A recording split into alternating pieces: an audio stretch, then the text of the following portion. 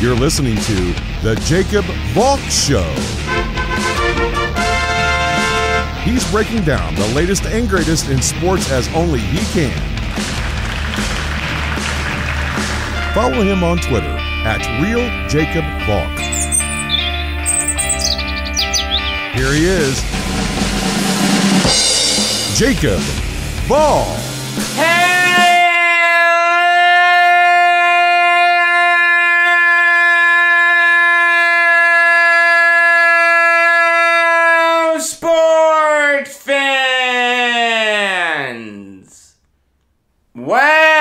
Welcome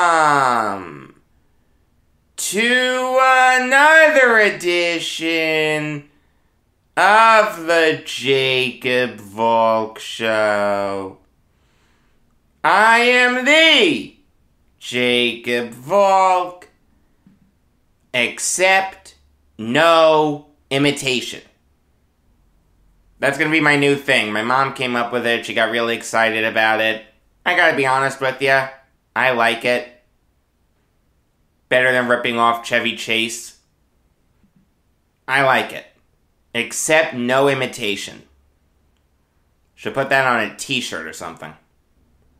I've got to start with Dodgers-Giants. A series that, with the exception of Game 3, had disappointed. For a series that was hyped up as the actual World Series, Games 1, 2, and 4 were not good games. Okay, Game 1 had the iconic Logan Webb pitching performance, but it was a 4-0 game. You never thought the Dodgers would win. Again, fantastic performance by Webb. Easy to get behind him, but not exactly an enthralling game. Game 2, blowout.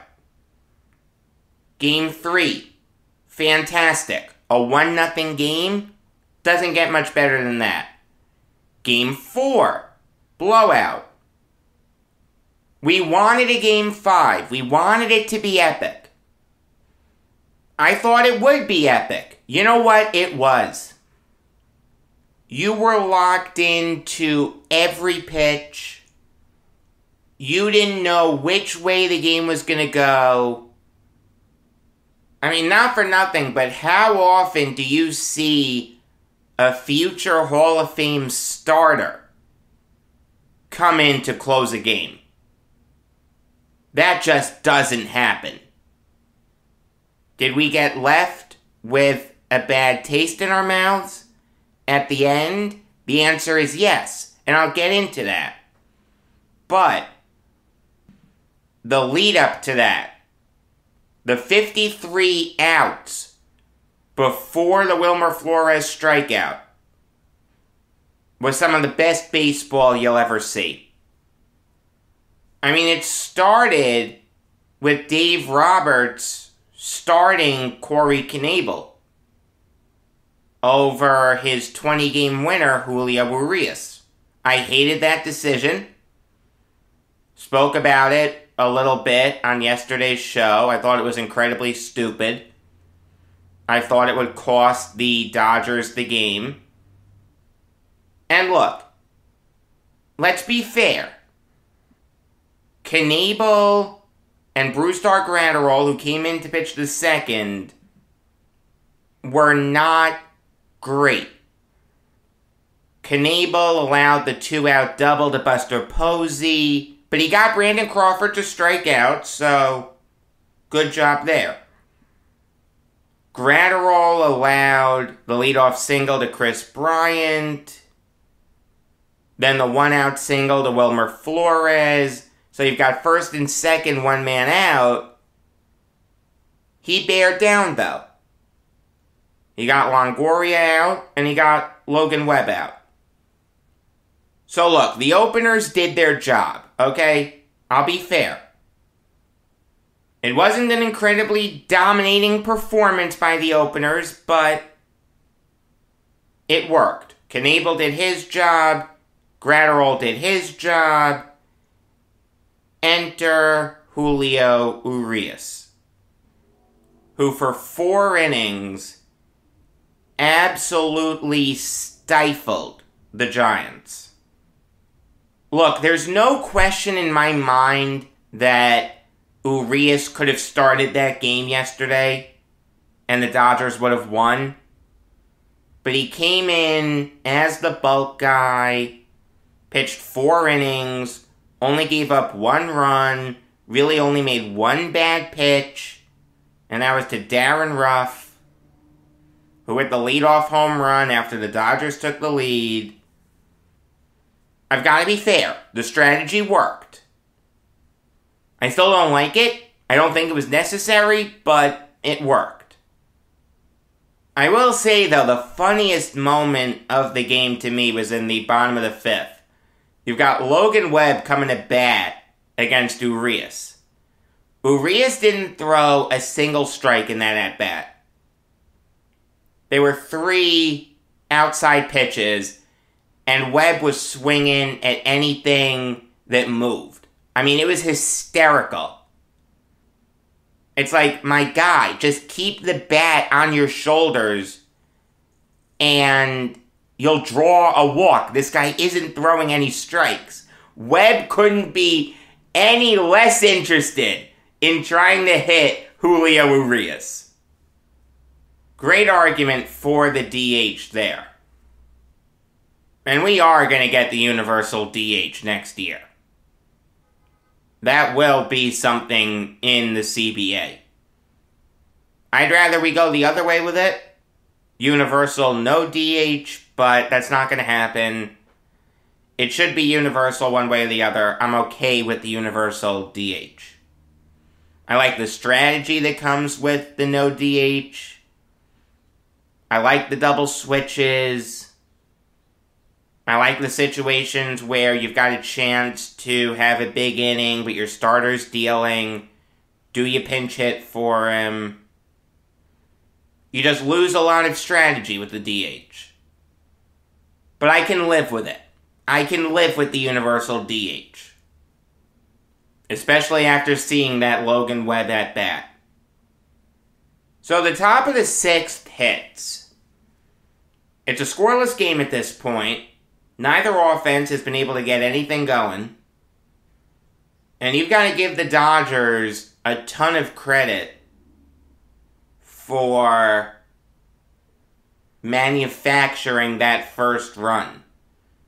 Betts gets on with the single. He steals second. Corey Seager drives him in on a double. Fantastic job by the Dodgers. If you're facing a pitcher who's just dealing, and you know that you're not going to hit a home run off this guy, you've got to make your own opportunities. So get a single, steal second if you can, and then rely on a guy like Corey Seager to drive you home. Outstanding job by Mookie Betts. Betts was absolutely fantastic yesterday, went 4 for 4. He accounted for half the Dodgers' hits. The Giants pitchers couldn't get him out to save their lives. So the bottom of the 6th hits. And you're thinking at this point, you know what? 1-0 may be enough. Like, we already had one 1-0 game in this series. The Giants won it. Maybe Game 5 will go the other way. Maybe the Dodgers will win this 1-0 game. No. Darren Ruff hit a leadoff home run. So we've got a tie game once again. Give Ruff a ton of credit. He didn't have a hit in the postseason until he hit that home run off Urias. That was absolutely huge. It's a tie game once again. The top of the 8th hits, Tyler Rogers comes in, gets into some trouble, allows A.J. Pollock and Mookie Betts to hit singles, So runners on first and second, one man out. He gets Corey Seager to strike out. Then Camilo Doval comes in. And on one pitch, he gets Trey Turner to fly out to Austin Slater in right. Then the bottom of the 8th hits, and Kenley Jansen comes in. So I'm thinking to myself, okay, Jansen's coming in for a 6-out save. This is where the opener can backfire. Because you use 2 of your high-leverage relievers in the first and second innings. If Jansen blows it in the 9th, the question is going to be, why did you force him to get a 6-out save? I mean, Jansen did his job in the bottom of the 8th. He mowed down Solano, he mowed down Ruff, and he mowed down Posey. So the top of the 9th hits. You know that this is going to come down to something epic. Doval gets Will Smith to ground out to Brandon Crawford. After that, it was all downhill for Doval. He hit Justin Turner on the very next pitch. He gave up a 2-strike single to Gavin Lux, a guy who wasn't even starting all throughout these playoffs. A talented player. You can see why the Dodgers absolutely love him. I think he's going to be a really good player in this league for a long time. But for Doval to give up that hit to Lux on 2 strikes, you could tell that something was amiss. Gabe Kapler stayed with Doval. He let him pitch to Cody Bellinger. I mean, Bellinger this year was garbage. He's been having a good playoffs, but in the regular season, he hit just 163. He was hurt. It was a miserable season. You gotta remember, Cody Bellinger won NL MVP in 2019. He looked nothing like MVP Bellinger this year. But in that at-bat yesterday, in the top of the 9th, he looked like MVP Bellinger. On a 1-2 pitch, Bellinger hit a single that scored Justin Turner. The Dodgers took a 2-1 lead. Kevin Gausman came in. Chris Taylor popped a bunt up in the air that Wilmer Flores had played perfectly. Ron Darling was 100% right. Just hold the bunt back. Bellinger would have taken second standing up. Then you let Taylor swing the bat, and you can break that game wide open. I understand that Taylor hasn't been having a great postseason, but he did hit 20 home runs this year. He did hit 73 RBIs. You know that he has the potential to break the game open on one swing. Let Bellinger take second and then swing the bat. That was a bad job by the Dodgers. Then Matt Beatty comes in as a pinch hitter for Jansen. You saw by then that Max Scherzer was warming up, so it's like, okay, this was Dave Roberts' plan, have Scherzer save the game. I get that, that can work. Let's see how it goes. Beatty grounded out, Scherzer came in, TBS didn't go to break. They set up the drama of the bottom of the 9th perfectly. Brandon Crawford flew out to Taylor, 1 away. The very next pitch, Chris Bryant hit a ball to Justin Turner that Turner has 99 times out of 100. He just botched it. I don't know if Bryant would have been out or not had Turner fielded that ball cleanly. I think it would have been very close. But regardless, Bryant's on at this point. You had the sense that that could be a big moment. I mean, you know that Justin Turner was praying at that moment, please, Max Scherzer, get these next two guys out. Or you know what, get Lamont Wade to ground into a 6-4-3 or 4-6-3 double play. Just leave me out of it. I want everyone to forget about this. Wade struck out. Enter Wilmer Flores. He fell behind 0-2. On the next pitch, Flores started to swing, changed his mind halfway through. The home plate umpire, Doug Eddings, signaled down to Gabe Morales, hey, did he hold up in time? Morales said no. The Dodgers advanced to the NLCS. Now, all you have to do is look on Twitter, look on YouTube, you'll see all the angles of that check swing, if you haven't seen it yet. Live time, I thought Flores held up. But, you know what? Morales has a better view than me. He's 90 feet away. If he didn't check his swing, he didn't check his swing. Then they show that definitive angle from the camera down the first base line, and it's clear as day that he held up. Did Gabe Morales suddenly develop cataracts or something? How on earth do you call that a strike?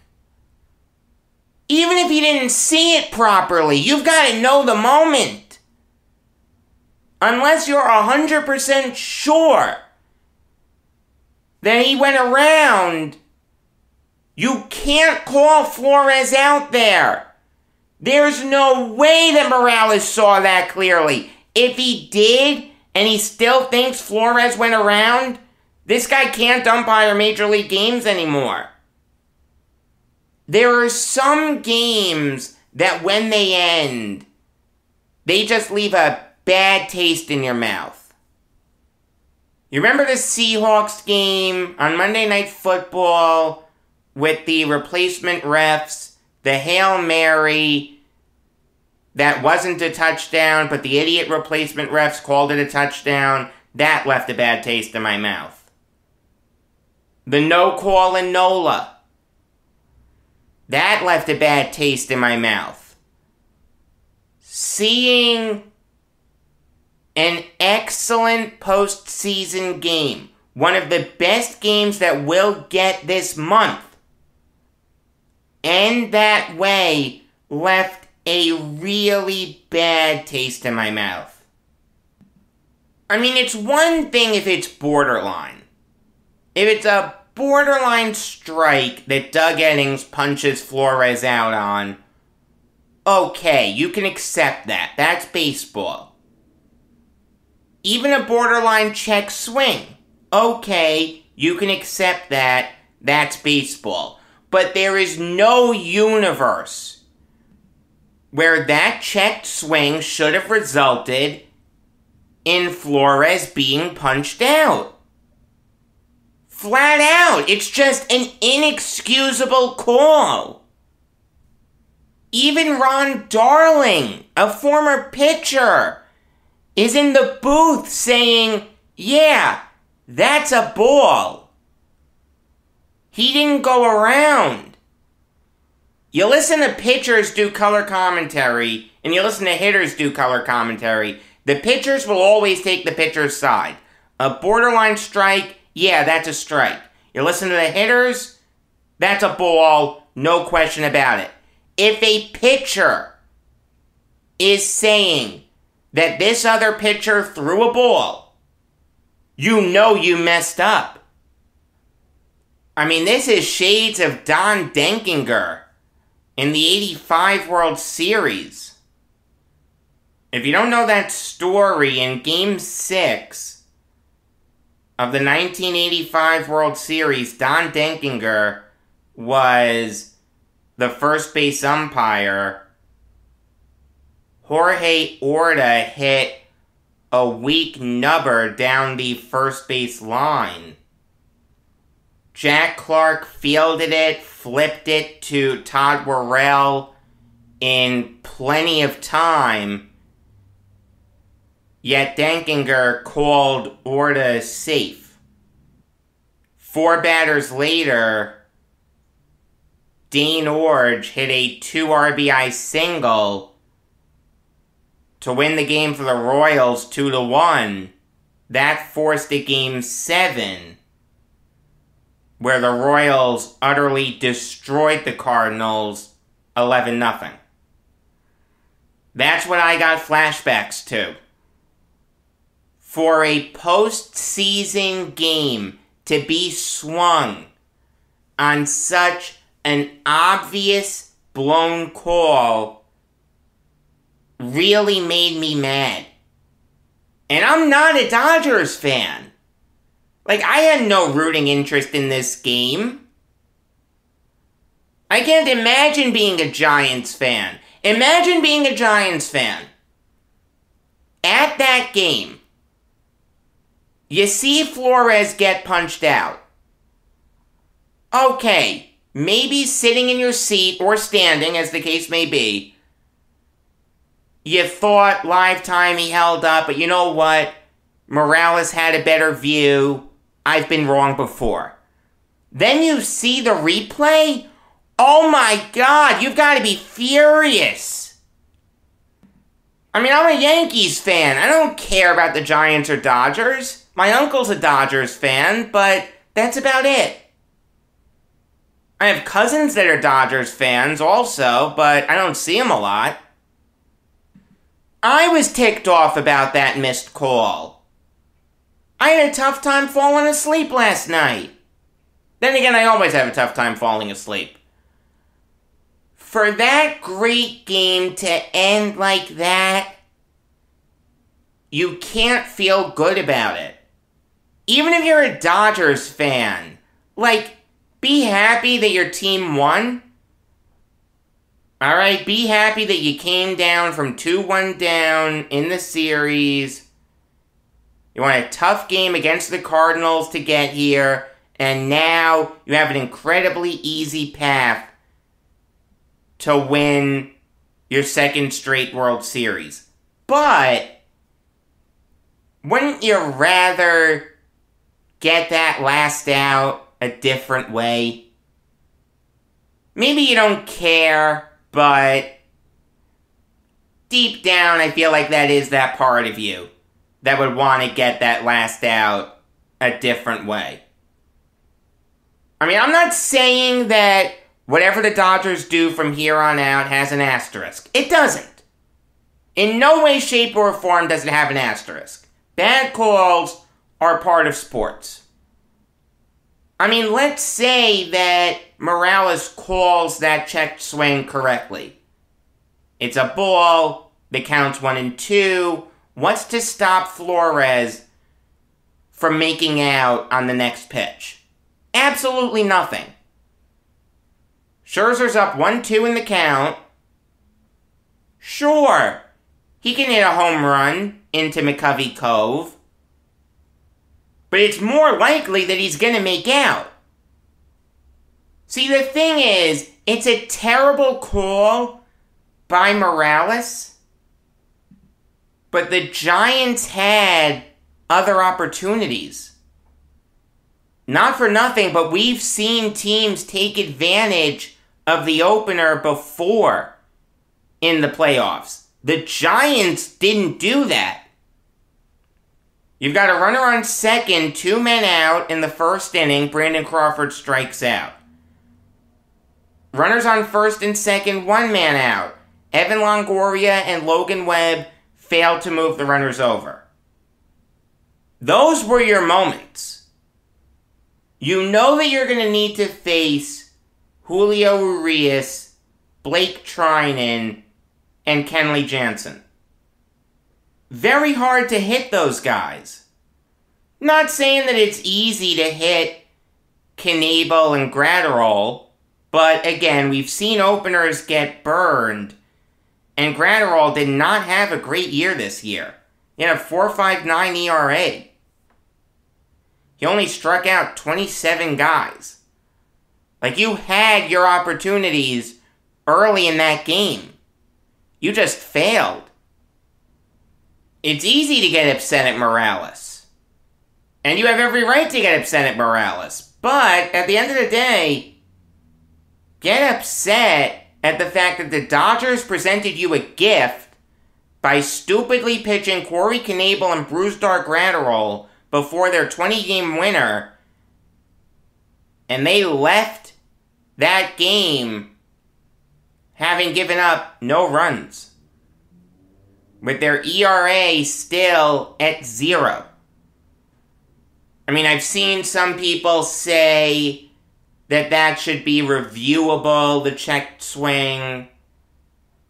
We need robo-umpires. No, I disagree with that. Like I said, bad calls are a part of sports. How many times do you watch a hockey game and the referee calls a penalty on someone that shouldn't have gotten the penalty? How many times do you see that same referee swallow his whistle when he shouldn't have? The same thing happens in the NFL. The same thing happens in the NBA with fouls. In baseball, we've made everything else reviewable. You've got to keep the human element in there some way, somehow. Balls and strikes are really the only way to do it. See, here's the thing that I've noticed, though. If you have the robo-umpires, or if it's some guy in a booth watching the K-zone on a monitor, and that guy says in a walkie-talkie, hey, that was a strike, hey, that was a ball, which K-zone is he using? The ESPN K-zone with the different colors? That's a better K-zone than TBS's K-zone. Like, some of those questionable balls and strikes, I didn't get a definitive answer on in watching the TBS game. In watching the ESPN games, okay, if that ball's path turns orange, it's a strike. Clear as day. That would need to get sorted out. I don't think it's as easy as having robots call the game, or just automatically using the local TV station's K-zone, or something like that. I think you've got to make it idiot-proof if you're going to take the human element out of umpiring. So look, congrats to the Dodgers. This was an incredibly hard-fought series. I mean, I don't see which team is going to stand in their way now. This was the World Series. The Dodgers are going to steamroll the Braves. They'd steamroll the Red Sox. The Astros would give them a run for their money. Because let's be fair, in 2017, the Astros beat the Dodgers. Granted, sign stealing, but still. The Astros have that championship banner. As much as I hate the Astros, I never said we should strip that from them. I think the Astros can make the Dodgers work, but ultimately, I think the Dodgers will win back-to-back World Series. Giants fans have a right to be upset.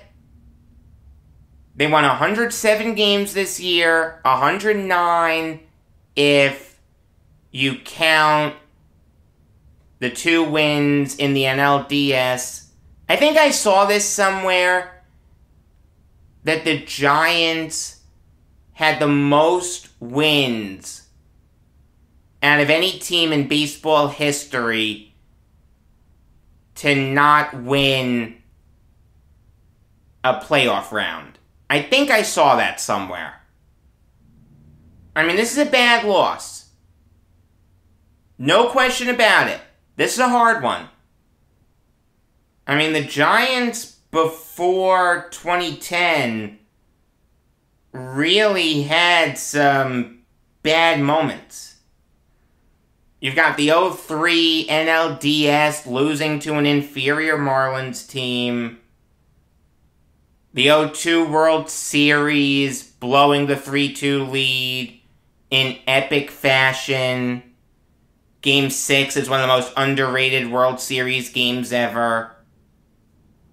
The 2000 NLDS losing to the Mets. The wild card tiebreaker game, game 163 and 98 against the Cubs.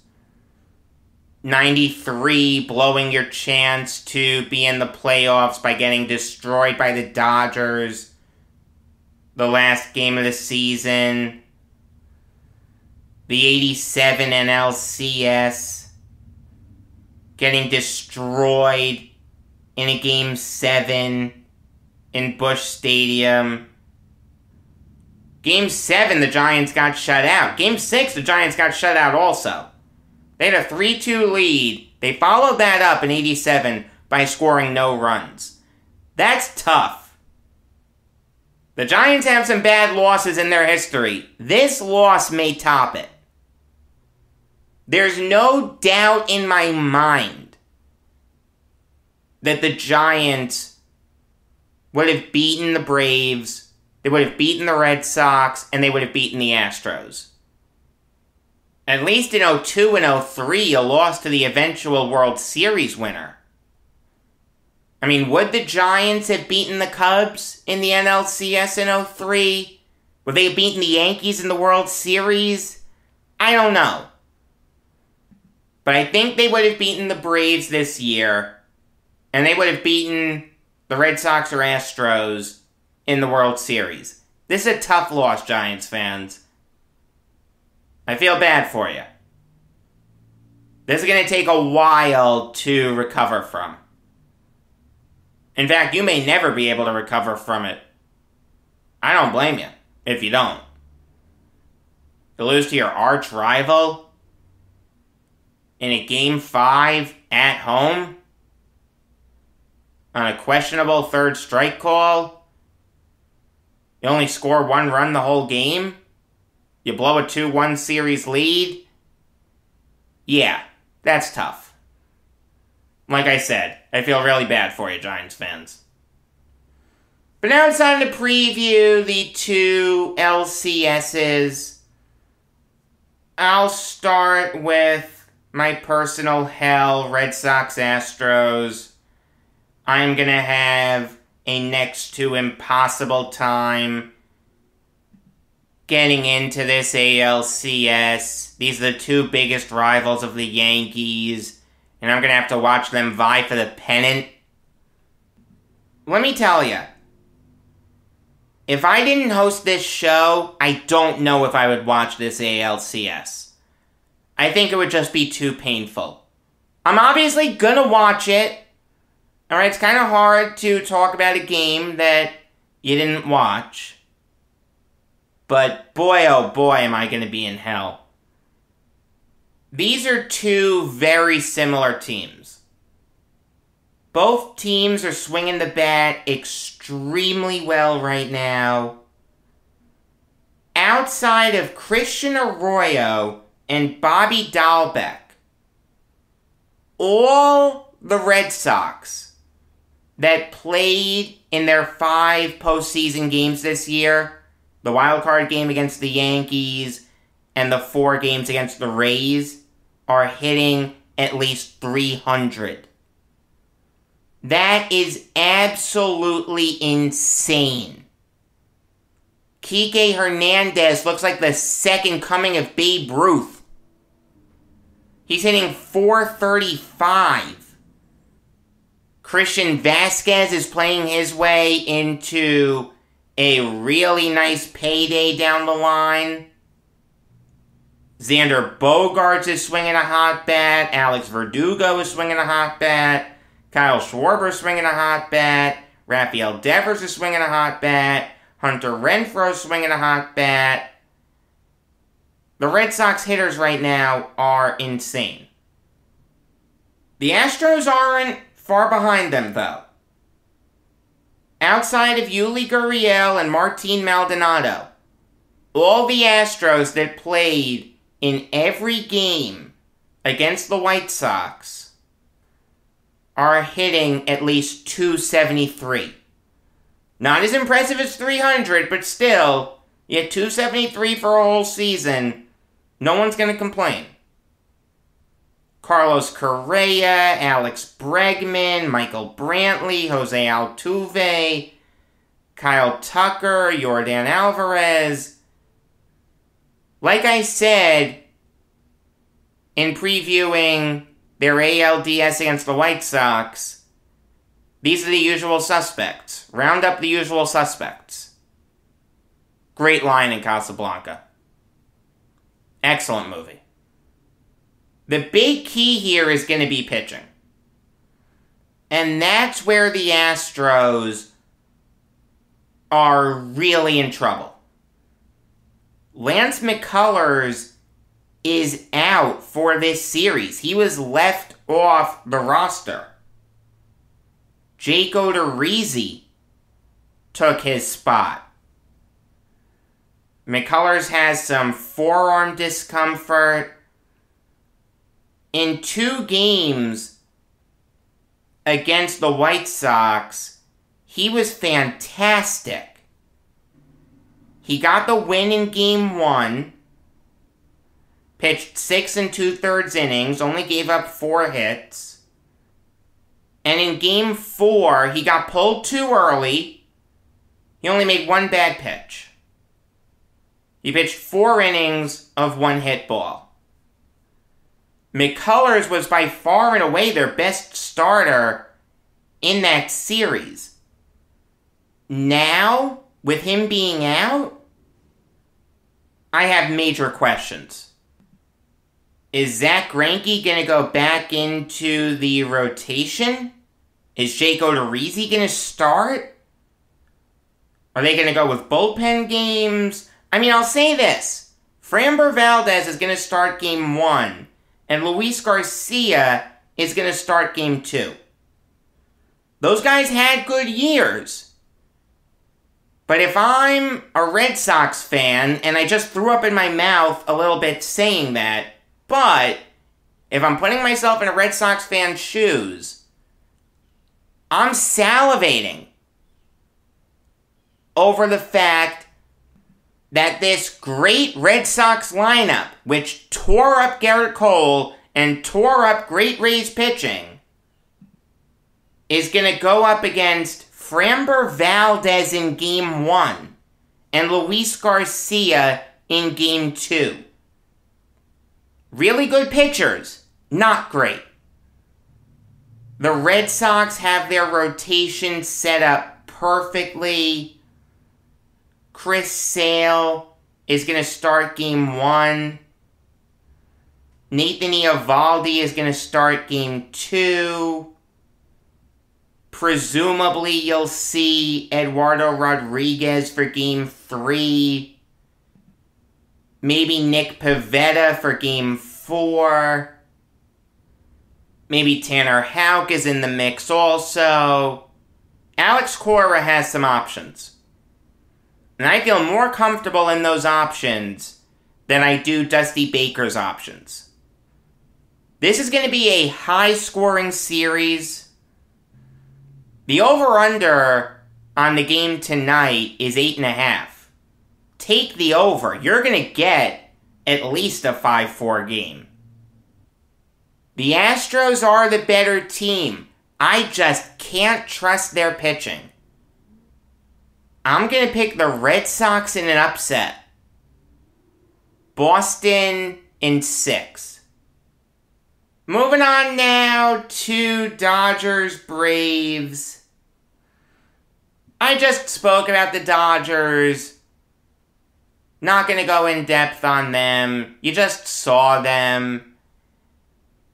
I mean, I've said for a while that whoever won Dodgers-Giants was going to win the whole thing. So, I'm not going to go in depth on the Dodgers. I'll say this, though.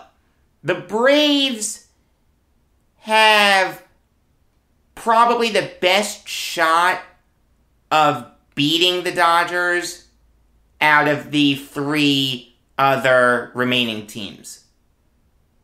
If you're going to beat the Dodgers, you've got to slow down their offense. You've got to slow down Mookie Betts, Cody Bellinger, Will Smith, Corey Seager, Trey Turner, Justin Turner.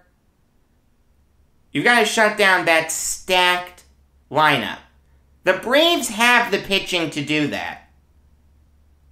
Only 2 Braves pitchers gave up runs against the Brewers. Charlie Morton and Huascar Ynoa. The Braves haven't played since Tuesday. Game 1 of the NLCS is tomorrow. So you've had 3 days to rest, recover, and recuperate. You can arrange the rotation basically any way you want. You don't want Morton starting 2 games? He doesn't need to. Max Fried can start 2 games. Ian Anderson can start 2 games. It may be a little unfair to say that the Dodgers winning the pennant is a formality, because the Braves are going to make them work. They have the pitching necessary to frustrate the Dodgers. And they've got guys in Austin Riley, Eddie Rosario, Jock Peterson, Freddie Freeman, and Adam Duvall that are swinging the bat really well right now. The thing is, though, from a talent perspective, the Dodgers are leaps and bounds better than the Braves. Also, while the Braves have great pitching, there's no question about that, the Dodgers have great pitching. While this is going to be a much easier series for me to get into, I don't think it's going to be much of a competition. Dodgers in 5. Alright, now I'll give you some NFL Valk talk. And I'll start by breaking down Buccaneers-Eagles.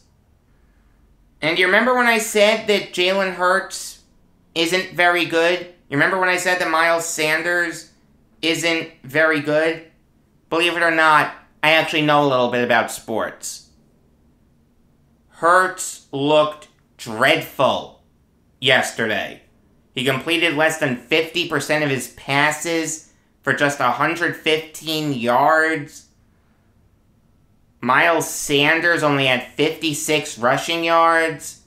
Granted, Nick Sirianni didn't run the ball a lot with Sanders yesterday, but I don't blame Sirianni for not doing that, because Miles Sanders isn't that good. You've got people on Twitter saying, oh, feed Sanders, let Sanders cook, Jalen Hurts is doing nothing. Yes, Jalen Hurts was doing nothing, there's no question. But when you're down early, like the Eagles were, a lot of coaches get pass happy. Sirianni shouldn't have gotten as pass happy as he got as early as he did. There was still time to run the ball. But again, then you're trusting Miles Sanders to produce. And Miles Sanders is not good. I mean, Sanders had a big 23-yard run that gave the Eagles some life. Great. Fantastic. If I'm taking that run out of the equation, he had 8 carries for 33 yards. That's 4 yards a carry. That's not great. The idea that Miles Sanders was going to put the Eagles on his back and will them to victory is just absurd. The reality is the Eagles just aren't a good football team. Their defense was horrific. Tom Brady nearly threw for 300 yards. Leonard Fournette had 2 touchdowns. Antonio Brown nearly had 100 receiving yards. The Eagles just aren't good. Give them credit for fighting back towards the end and getting the backdoor cover. But this is a bad team that really needs to get an infusion. They have no quarterback. Jalen Hurts isn't the answer. They have no running back. Miles Sanders isn't the answer. The best thing that Eagles fans can hope for is that Jeffrey Lurie cleans house. He fires Howie Roseman, gives the new GM the power to fire Nick Sirianni, and the new GM will bring in his own quarterback. He'll add a good running back, and he'll get the Eagles on the right track. I'm not sold on Sirianni. I don't hate him, but if you're going to fire the GM, let the new GM hire his own guy. Alright, the forced marriages just don't work. Believe me, I'm a Jets fan. I know that for a fact. You've also got to add some talent on defense, but I'll give Howie Roseman some credit. He did add some talent today by trading Zach Ertz to the Cardinals in exchange for Tay Gowan and a 5th rounder in this coming NFL draft. The Eagles have needed to move on from Ertz for a while. Obviously, they have Dallas Goddard. The 2 tight end systems really don't work. One guy usually rises to the top, and Goddard has risen to the top. The Eagles want to feature their young tight end, the guy who's 26, not the guy who's going to turn 31 in less than a month. Zach Ertz is a very talented tight end, but the writing's been on the wall for a while that the Eagles would look to move on from him. Truthfully, I'm surprised that Ertz lasted this long with Goddard in tow. Now, the haul may be a little underwhelming to some Eagles fans, and I totally get that. You're getting a 5th rounder and a guy in Tay Gowan who was taken in the late 6th round of this past draft and hasn't played at all this year.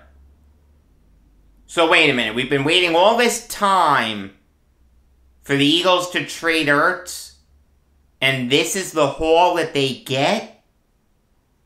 The thing is, though, Tay Gowan has talent.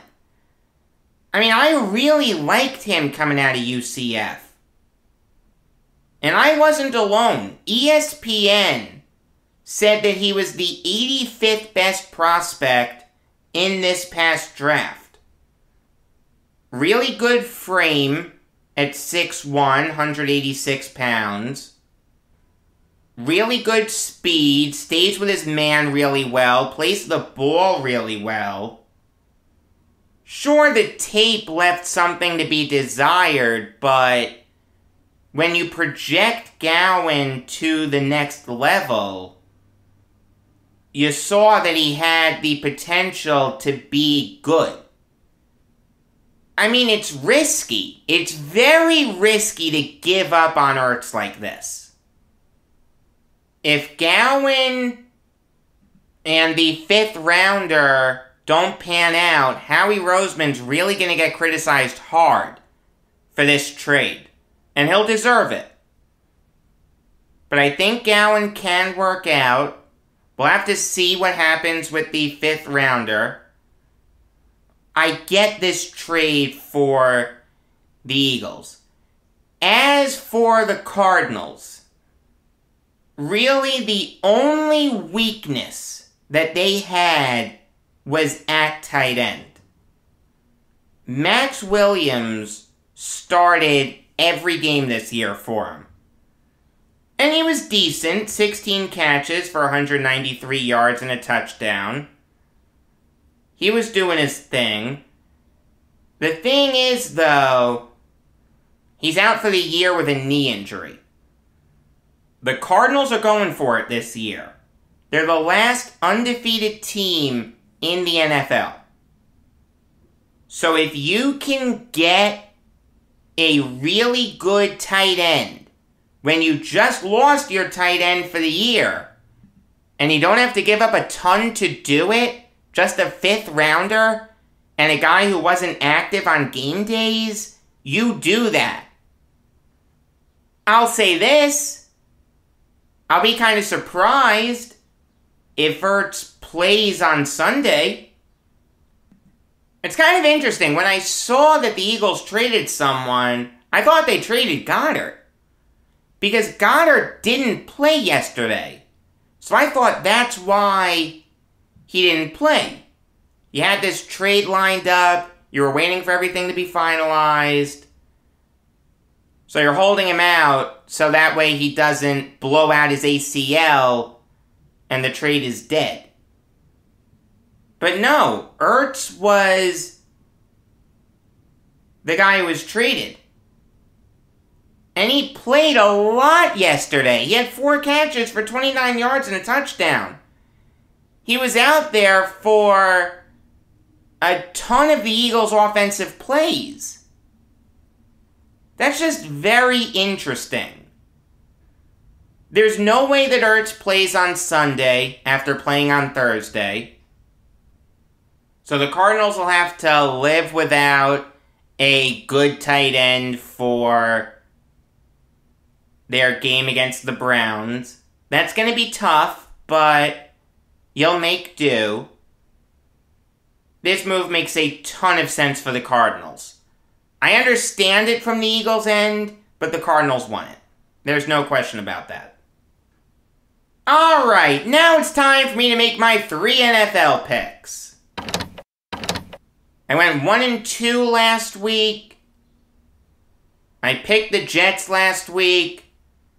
Every time I pick the Jets, I've gotten burned. I'm not going to pick the Jets for the rest of the year. Flat out, I'm just not going to do it. I'm 6-9 overall. So hey, if I get all my picks right this week, I'm back to 500. I like the Bengals minus 3.5 over the Lions.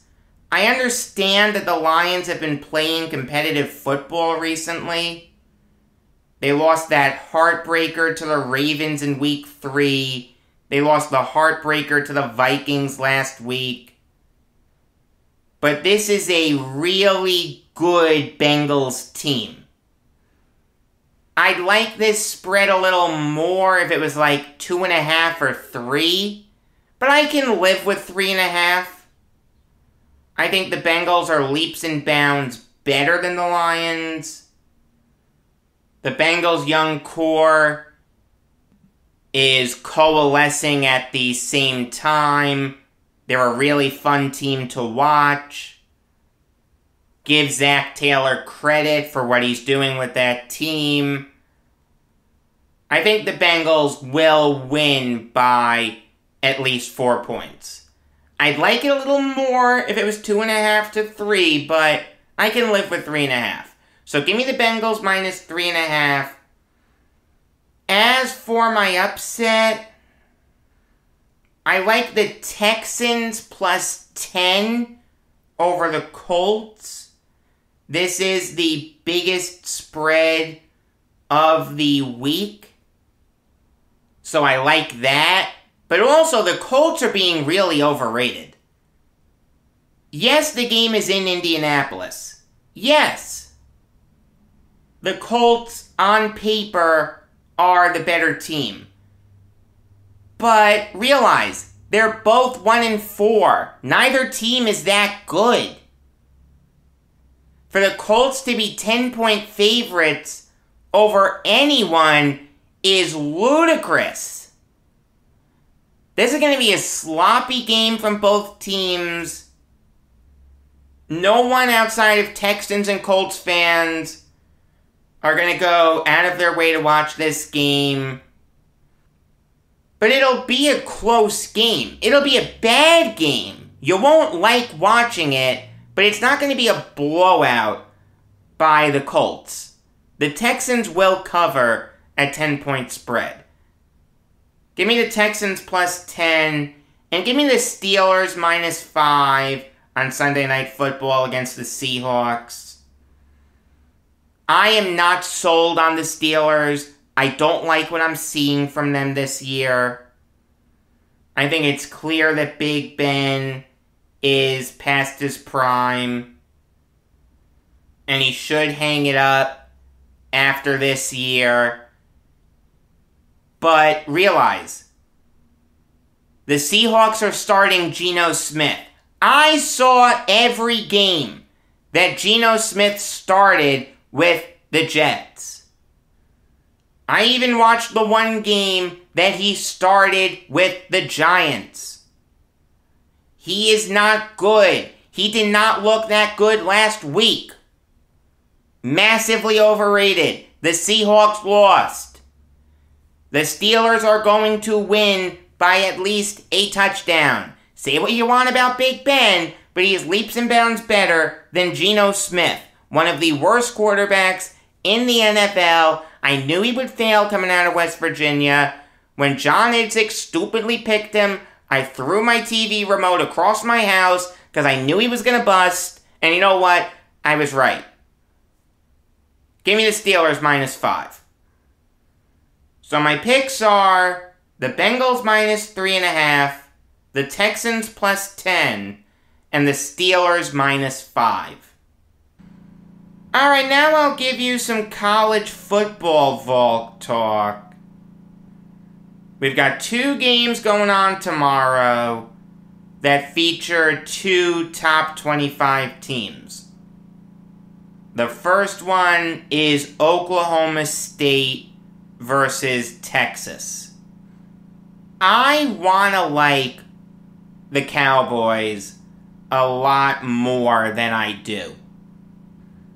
Their defense is outstanding. They've got a ton of really talented players. Jaden Jernigan, Malcolm Rodriguez, Tyler Lacey, Colin Oliver, Christian Holmes, Jarek Bernard-Converse, Israel Antwine, etc., etc. But their offense is just limited by their bad quarterback play. Spencer Sanders is not having a good year.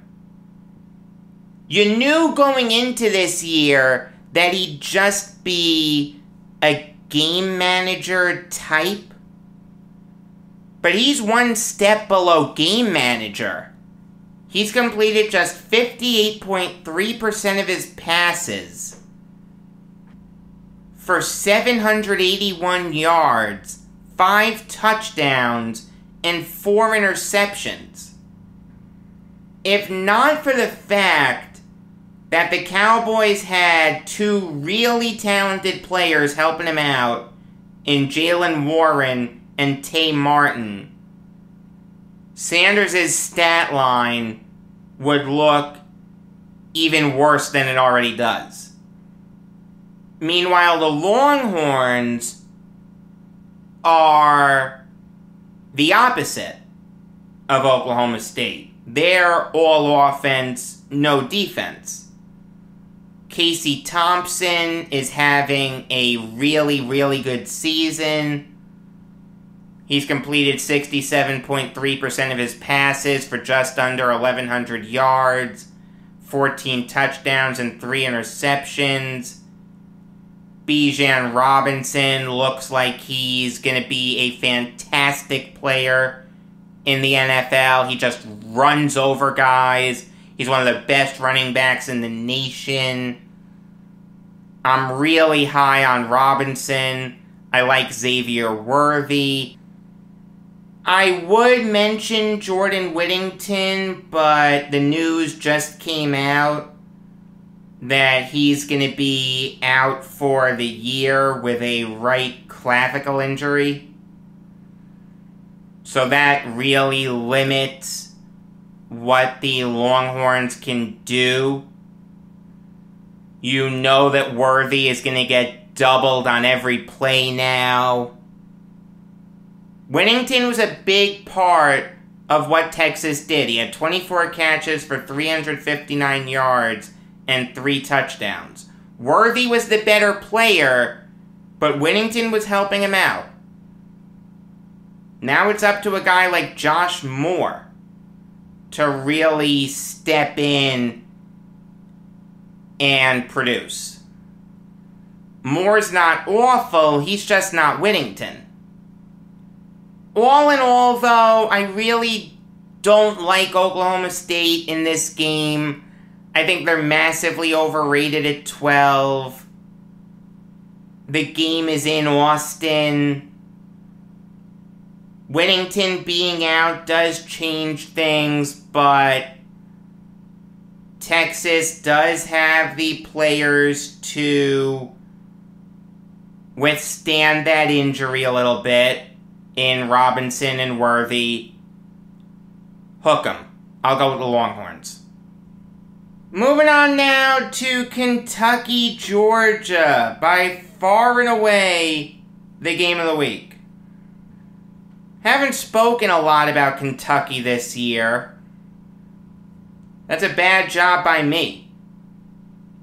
They're a really, really good team this year. This is by far and away the best Wildcats team that Mark Stoops has ever had.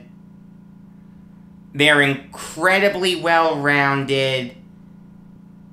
They're going to give the Bulldogs a run for their money. No question about that. Their quarterback is Will Levis, a guy who really didn't get a chance with Penn State. He transferred to Kentucky, and he's putting together a good season. He's completed 64.4% of his passes for 1,134 yards, 11 touchdowns, and 6 interceptions. Chris Rodriguez Jr. is having a really, really good season. After flying under the radar last year, he's making the entire college football world take notice. He has 767 rushing yards this year to go with 6 touchdowns. Wan'Dale Robinson didn't get a chance to produce with Nebraska. He transfers to Kentucky and looks like one of the best wide receivers in the nation. He's leading the SEC in receiving yards with 527. He has 37 catches and 4 touchdowns. Their offensive line is excellent. Dare Rosenthal Kenneth Horsey, Luke Fortner, Eli Cox, and Darian Kennard comprise one of the best O-lines in the nation. Defensively, the Wildcats are really, really good. Josh Pascal, Tyrell Ajon, Jordan Wright, Quandre Mosley, J.J. Weaver, Yusuf Corker, etc., etc. This is a really good Wildcats team. It's not impossible to think that they can beat Georgia. Do I think they will? The answer is no. I've spoken about Georgia a lot this year. We know how great their defense is. Their offense is full of playmakers. The smart money has to be on Georgia to win the CFP at this very moment. Like JT Daniels not playing, or if he does play, not being 100% doesn't scare me because Stetson Bennett has looked fantastic. I'll say this. Georgia's favored by 22.5 points. Take Kentucky. Kentucky's going to cover that spread. But Georgia will win. Kentucky will keep it close. This is a good Wildcats team. No question about that. But they're not as good as the Bulldogs. Georgia will win. They just won't cover the spread. I do want to talk about a really sad death in the football world. And that is the passing of Otis Armstrong, who died on Wednesday. His death was announced today. He was 70. From the early to mid 1970s, if you combine college production with NFL production, you'd be hard-pressed to find a more dominant player than Armstrong. He started at Purdue in 1970. And you want to talk about hitting the ground running? Armstrong hit the ground running. In 70, he had 1,009 rushing yards. The year after that, he had 945 rushing yards to go along with 6 touchdowns. His last year with the Boilermakers, 72, he had 1,361 rushing yards and 9 touchdowns. He finished 8th in Heisman Trophy voting that year. The former Cornhusker Johnny Rodgers won the Heisman that year. Purdue was not a good team with Armstrong, but that didn't stop the Broncos from taking him 9th overall in the NFL draft.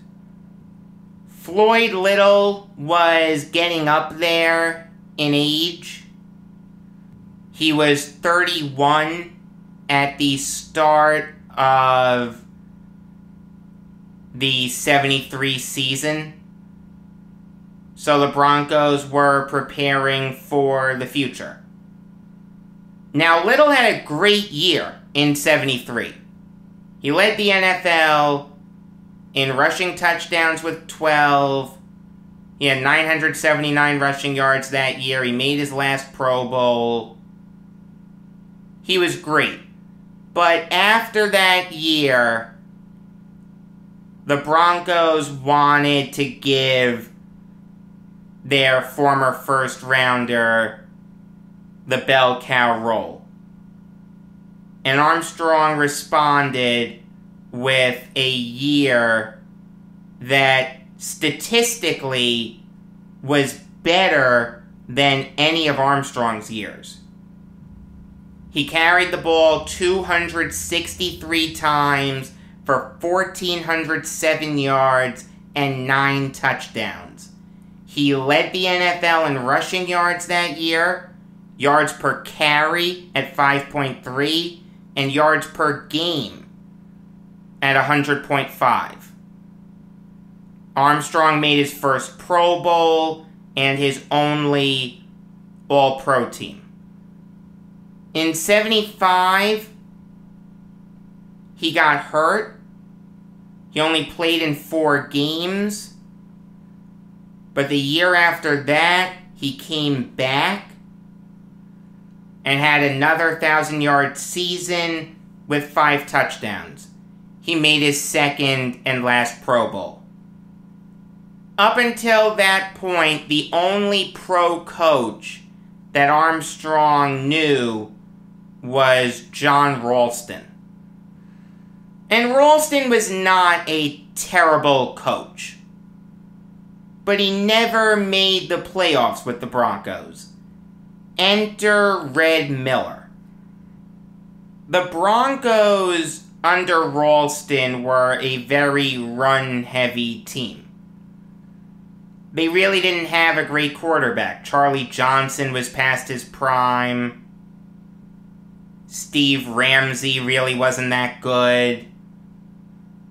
But the Broncos got a really good quarterback in 77. Fred Gurkey brought in Craig Morton, who had an absolutely terrible year with the Giants the year before. Miller started him, and Morton held his own. Armstrong took a step back. The Broncos turned into more of a pass-heavy team, but the Broncos were more successful than they had ever been before. In Miller's first year, the Broncos went 12-2. They made the Super Bowl, but they got creamed by the Cowboys. Morton was atrocious in that game. He threw 4 interceptions. He ended up getting benched for Norris Weiss. The year after that, the Broncos went 10-6. They made the playoffs, but they got creamed by the Steelers in the divisional round. The year after that, the Broncos again went 10-6, but they lost to the Oilers in the wild card round. That's really the story of Otis Armstrong. Had a couple great seasons, but the Broncos went in a different philosophical direction. They became more pass-happy with Morton, and Armstrong kinda faded away. But once upon a time, he was a really good player. He was inducted into the College Football Hall of Fame in 2013. An incredibly well-deserved honor. May he rest in peace. On Monday, you're going to get 3 shows. A New York Islanders show in the morning, a regular episode of the Jacob Valk show in the afternoon, and my NBA preview at night. Tuesday night, you're going to get my Brooklyn Nets season preview. A week from Monday, you're going to get a Brooklyn Nets show. Then the following Monday, you'll get an Islanders show. The following Monday, you'll get a Nets show, etc., etc. Until next time, I'm Jacob Valk, and always remember, if you disagree with me, you're wrong.